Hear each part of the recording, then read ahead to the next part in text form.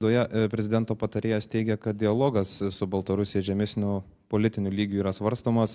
Jūs pati esate minėjusi, jog tas kalbėjimasis su Minsku vyktų, jeigu režimas išpildytų tam tikras sąlygas, tai ten dėl migrantų ir dėl balionų ir taip toliau. Turint omenyje prezidento patarėjo pasisakymą, ar tai reiškia, jog aplinkybės tampa palankesnės dialogui su Baltarusija šiuo metu? Mes kaip ir nekeičiam pozicijos ir vyriausybės pozicija yra aiški, mes esame pasirengę. Tačiau norime matyti ir geranoriškumą iš kitos pusės.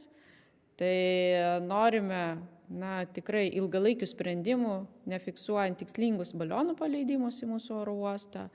Norime ilgalaikių sprendimų dėl migrantų, nors mūsų siena yra gerai apsaugota. Pareigūnai budriai reaguoja ir efektyviai reaguoja. Tai ne vienas migrantas neperžengia sienos, bet bandymų tikrai yra. Ir turime tokių įvairių klausimų. Vilkikai juda, bet juda labai lėtai ir po truputį. Tai tas procesas tikrai galėtų būti prastesnis ir greitesnis.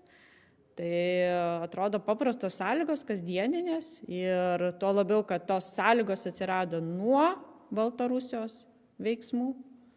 Tai man atrodo, kad jas įgyvendinus tikrai galima tada kalbėtis ir apie tam tikrą susitikimą apsikeičiant